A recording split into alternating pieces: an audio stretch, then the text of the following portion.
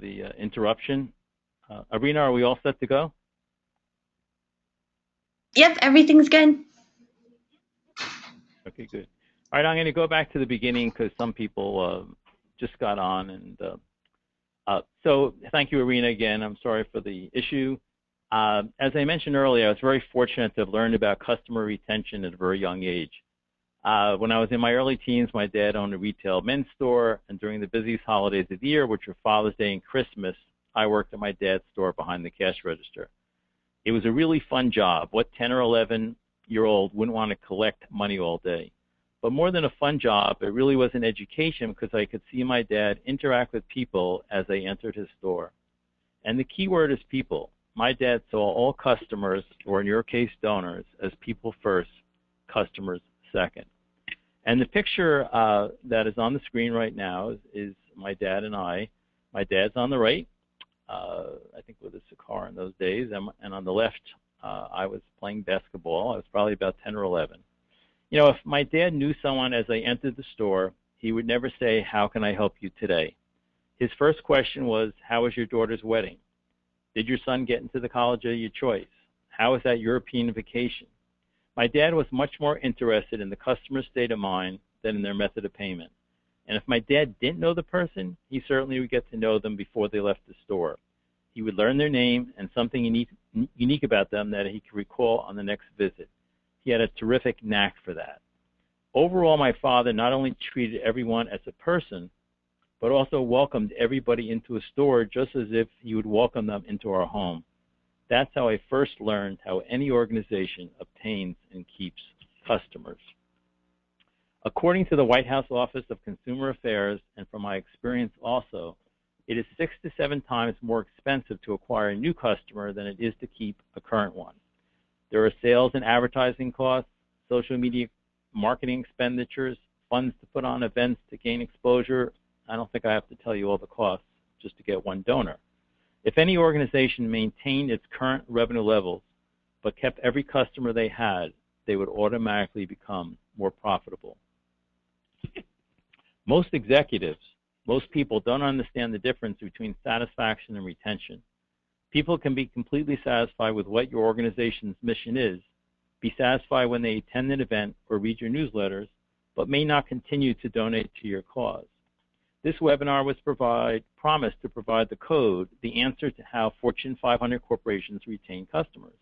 And I will be providing many suggestions. But no company, no organization, no charity can retain 100% of their customers or donors, but there are definitely things you can do to close the gap. And the gap or bond between satisfying a donor and retaining them is the ability to create and build a personal relationship.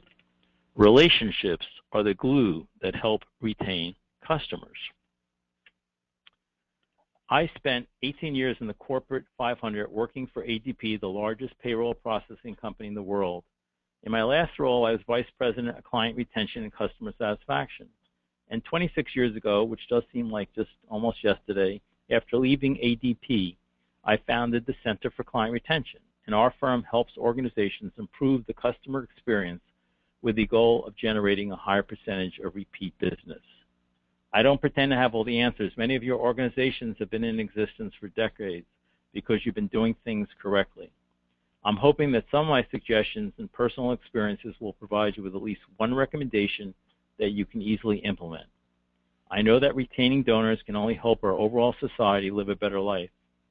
Based on my experience at ADP and the 26 years advising Fortune 500 companies, I've developed a list of 8 elements that any company I feel if they implement will be able to do a better job of retaining customers. Those elements are: make me feel welcomed, give me your full attention, answer more than my question, know your stuff, don't tell me no, invite me to return, show me that I matter, and surprise me in good ways. After reviewing some case studies, I will explain each of these 8 elements and provide your organizations with suggestions for accomplishing each one.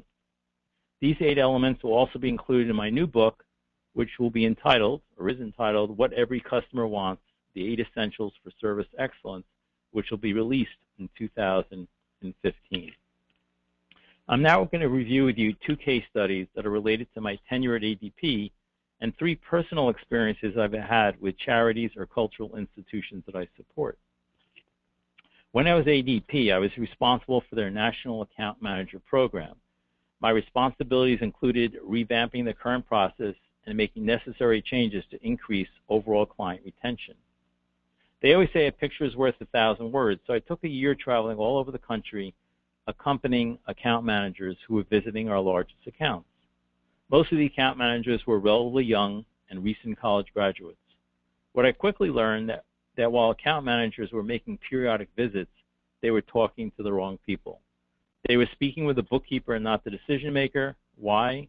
They felt intimidated. They didn't know what to say, and if they did have a conversation about their satisfaction, the information was never collected in a formal way. My solution was to create a tool. The tool was a questionnaire that addressed several areas. 3 of the questions I would frequently suggest were, why did they select ADP service initially? That's actually an important question for any organization. It reinforces the organization's value proposition. I mean, why do people donate? Is it because someone in their family has that same disease, or there was some other reason? Maybe they're a friend, maybe they want to meet some people in the new organization, maybe they just want to volunteer and they picked your charity first. It's really important to know why they wanted to donate to your cause and why they wanted to get involved. The second was what they like best. That also reinforced the value of our service and would reinforce the value of your charity. The third question was, what would they change? That provided important information. Maybe the customer didn't know about a feature we already had. Maybe they were thinking of going to a competitor who could better meet their needs.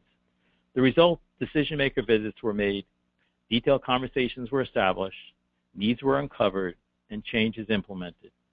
Feedback was also collected and analyzed and provided back to senior management, who looked forward to reading the detailed comments.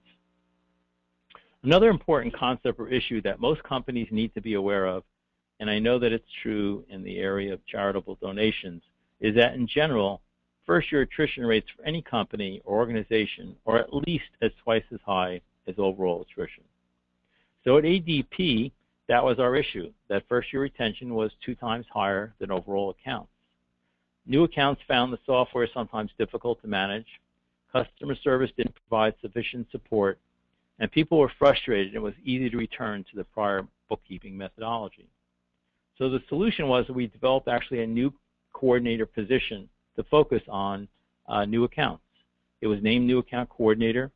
We installed a direct telephone number for easy access, and we initiated an introductory call. When the account manager was leaving the office after they set up the account, they would tell the client that either Mary or Joe would be calling them to introduce themselves, tell them a little bit about themselves, find out about their company, and that they would be hand-holding them for about 3 months until they were fully familiar with the system.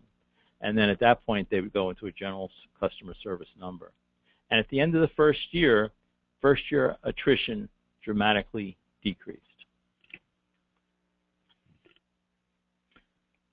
Now let me share with you 3 stories that are specific to donor retention and satisfaction, which actually are personal to my situation.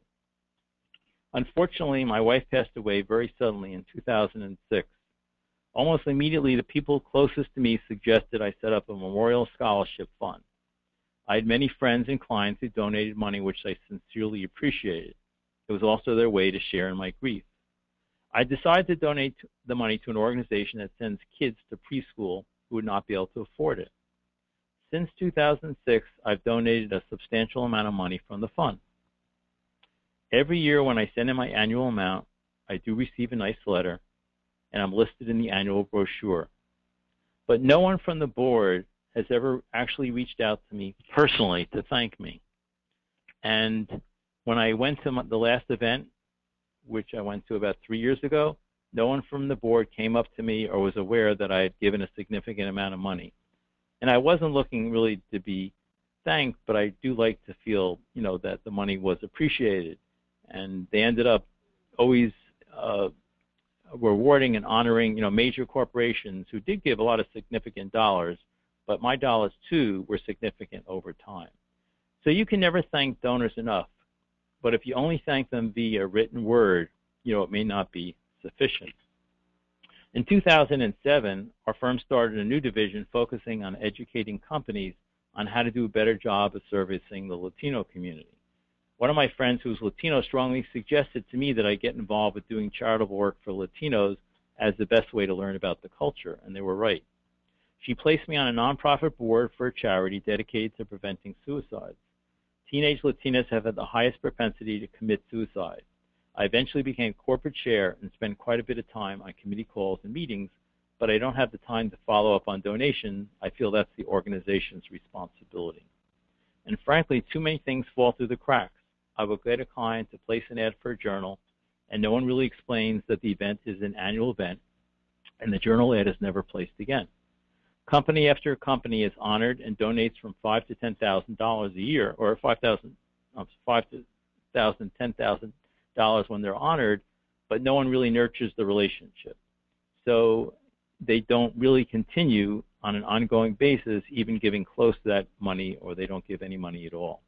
And at the breakfast itself, while I mingle with guests, the board tends to be cliquish and does not introduce themselves to other attendees. I hire a firm to staff the registration desk who's really good, but they don't know too much about the organization, can't answer questions, and they're not as welcoming as they could be. And I'm going to be giving a lot of suggestions as we move forward on how perhaps to welcome people at events. I do get frustrated, but I don't have the time to actually get personally involved. The last case study is that I'm very fortunate to live in Manhattan, where there's so many cultural institutions. And one organization I support is one of the major museums there. Actually, my younger son, manages the food service at that museum. And a few years ago, I gave a donation that allowed me to attend a sponsor-level event. When I went to one as a sponsor, which was a cocktail hour reception, I was quite surprised and disappointed. When I walked into the registration desk, the staff barely said hello. Now, these were all sponsors that were there. They certainly were not welcoming. They never said, Mr. Shapiro, thank you for attending. I hope you have a wonderful evening. They were robotic at best. I was there 2 hours. I expected members of the board to mingle. The only ones who interacted with the guests were the wait staff, who didn't say one word. I couldn't help thinking that my donation, or those of others, was not being appreciated by their actions. I do continue to support the museum, but not at the same level as I had. So based on my lifetime experiences, I'd like to share some specific suggestions with you on how to crack the code for charitable institutions, for how to create and build stronger customer relations. As I mentioned earlier, many of these suggestions might be ones you've implemented, but perhaps don't carry out on a consistent basis. I know even in our company, sometimes maybe we did something 5 years ago, but we don't do it necessarily consistently now. So it's good to look at some of these suggestions and say, well, maybe we have done them, maybe we hadn't thought about doing them, maybe we do them, but maybe there's some things that we can learn.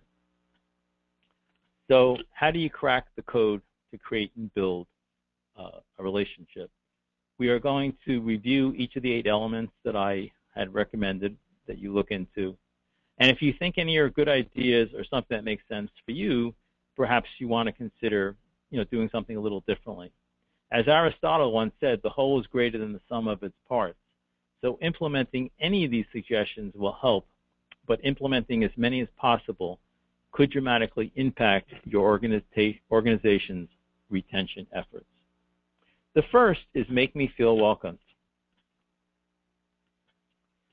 When anybody enters a store, a donor event, makes a call, or sends an email, from a psychological standpoint, they're actually in a very vulnerable state of mind. They really don't know what's going to happen. Maybe this is the first time they attend an event. They have hope that the first person they see or speak to will be welcoming. It's actually a very important part of the human component. And some specific examples, and these are just maybe 7 or 8, but there's many more. When potential donors call or email, it's really important to make sure that the first impression is welcoming. Most first impressions are really made within the first 10 to 15 seconds of the interaction, whether it's at an event whether it's an email communication or whether it's a phone communication. It's really important to use the person's name. People love when you say their name. You can't say it too much. I mean, you can't, possibly you could overdo it. But when someone comes up to the desk, especially a registration desk, and you ask for their name and they say, Mr. Smith, when you're handing them the badge back, just by saying, Mr. Smith, we're so glad that you're here today, can make a difference and helps the person feel more welcome than just handing them the badge. Communication by letter or email should be personalized.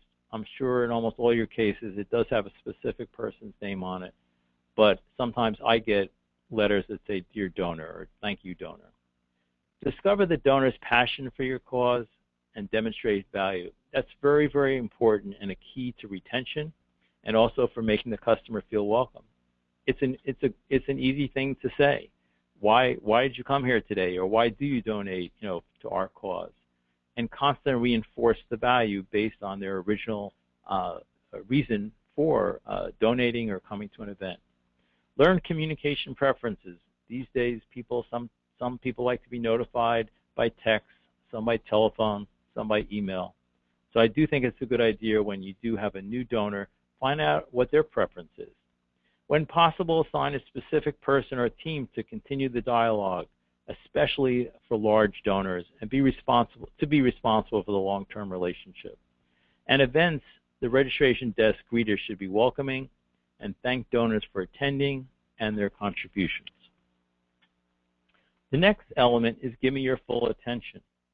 People also like to feel in control and that their personal needs are being listened to. If you don't listen and pay attention, they feel ignored. I know that, if you walk into a room, or let's say you walk into a store and there's 2 or 3 people in the store and nobody says hello, or they're on their cell phones, it really makes you feel like you're not very important. So giving your full attention is important.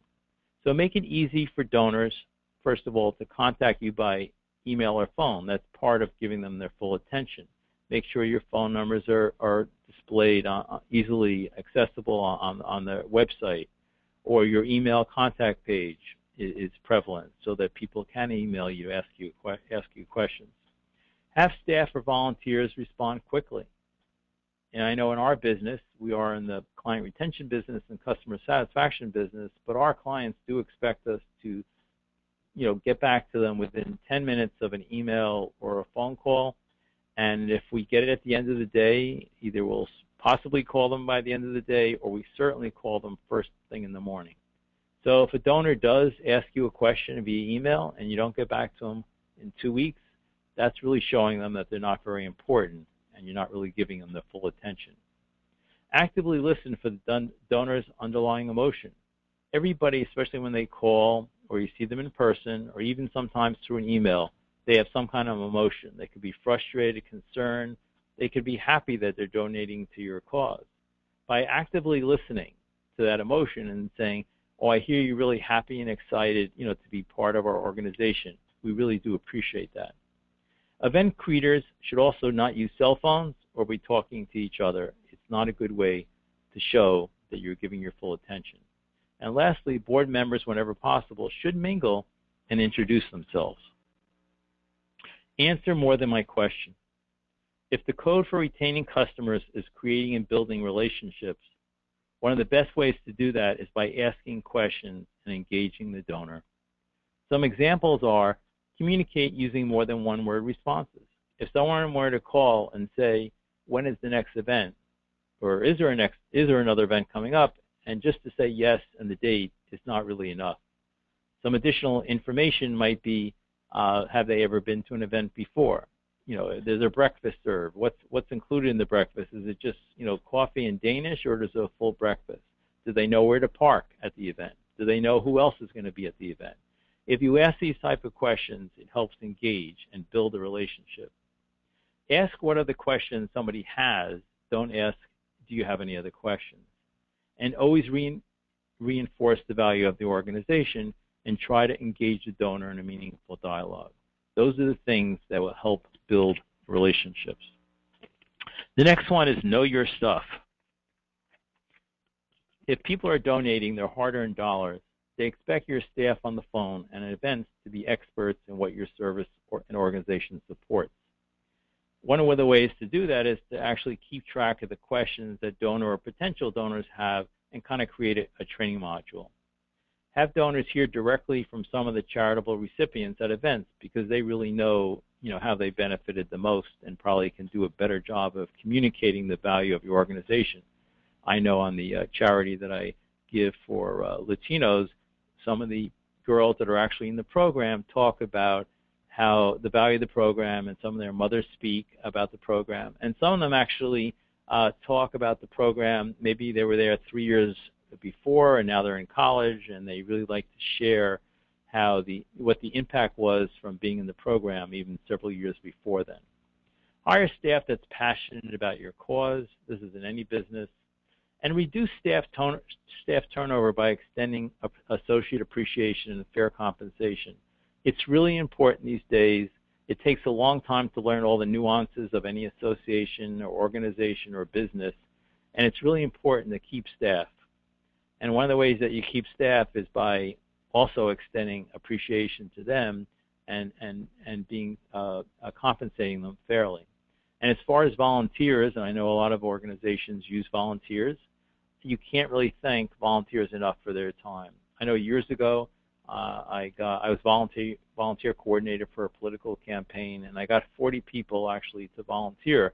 But the only reason why I got them to volunteer and to keep on doing it probably for a month or 2 months was that I was constantly thanking them all the time for taking their time out of the day to do what the work was that needed to be done.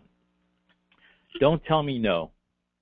If you've employed like the first 4 elements of making people feel welcomed and giving your full attention and being knowledgeable and answering more than my question, you destroy all that foundation and trust by saying no.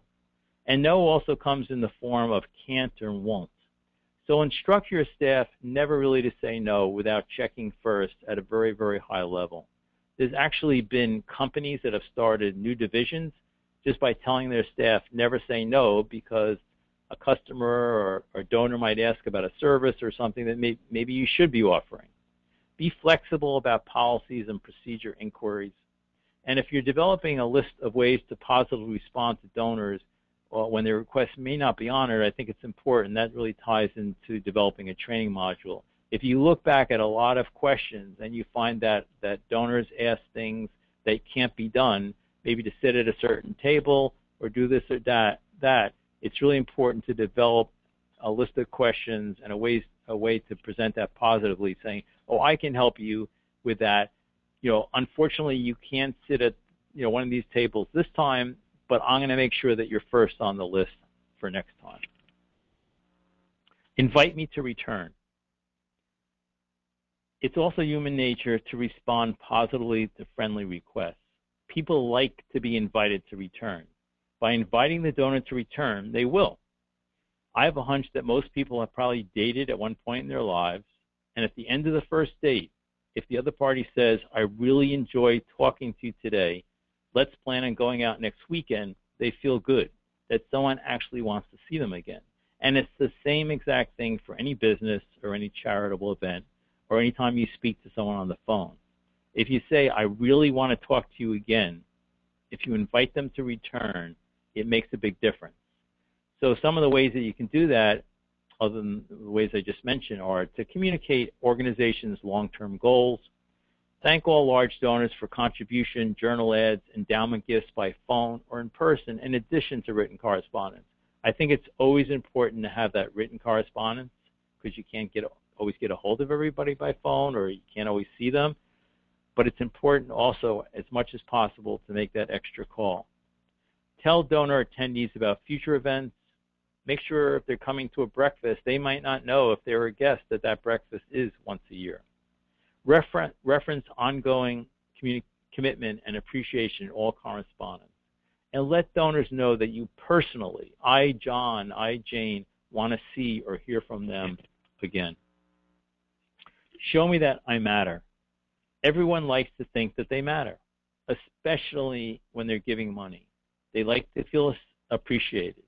And some ways that I think are important that involve this element Certainly when credit cards have expired, I know a lot of times I get automated emails from charitable organizations saying, your credit card has expired. Well, at that point, you probably have about a 30% chance of that donor, going to the website and putting in their credit card. So I realize that they might have to do that anyway, but especially for donations at over a certain amount, I really think it's important to call the person or try to get a hold of them personally just to see if they have any questions and tell them, oh, by the way, the credit card that you have on file is expired. Can I help walk you through the website to make sure that you actually enter that in there? Donors cannot be thanked enough.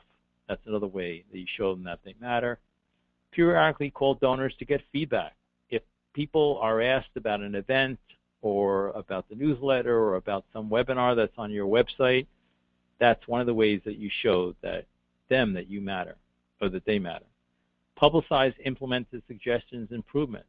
If you get feedback from donors and that feedback is analyzed, and maybe in your next newsletter you say, these are the 7 things that we learned from our donors and some things that we're going to implement. Have board of directors intermingle with guests, introduce themselves, and create a dialogue and get feedback. Don't ever send an email, whether you're a business or a charity, that do not reply to this email. I'm also a big believer that when a password is set up, that you try not to send automatic emails. Every time someone writes a check or enters the credit card number, they do ask themselves, does this organization care and appreciate me? And that can make a difference whether they continue to donate or not. And last of the 8 elements are surprise me in good ways. Being satisfied with an organization is really a minimal standard. Relationships that thrive are built upon surprise and delight. Some examples might be the ones I'm just going to review now, but I guarantee that your teams can come up with many others. Offer to interview donors for newsletters. Recognize first-time donors at events. Have them stand up. Long-term donor thank you should be personalized. Personally ask donors to attend events and sit them at reserved tables whenever possible. Invite large donors to join internal staff meetings when appropriate. And just don't satisfy donors. Continue to build upon the initial relationship by the continual engagement. So these 8 key elements all center around personalizing the encounter. So how can organizations do even a better job of making it personalized? Well, about a year ago, I wrote my first book entitled The Welcomer Edge, Unlocking the Secrets to Repeat Business. I discovered that there was actually 4 types of service or sales providers. Welcomers, people like my dad that saw the customer as a person first. Robots that go through the motions but don't have the emotions. Indifferent, who couldn't care less if they ever saw or heard from you again. And the hostile, who were just nasty people. I'm sure you don't have anybody working for you like that, but there are people like that who exist. They don't even like themselves, and they hate their coworkers. I also discovered, though, the good news is that while there are more people that act robotically than act welcoming, I'm always asked the question, can robots be turned into welcomers? And the answer is yes. Not for every robot acting person, but for a lot, they can actually be turned into being welcomers. So I created actually a welcomer toolkit. The toolkit includes the greet, the assist, and the leave behind. If you can teach your staff to segment their interactions into these 3 components that I'm going to review now, it will help you turn robotic interactions into welcoming encounters.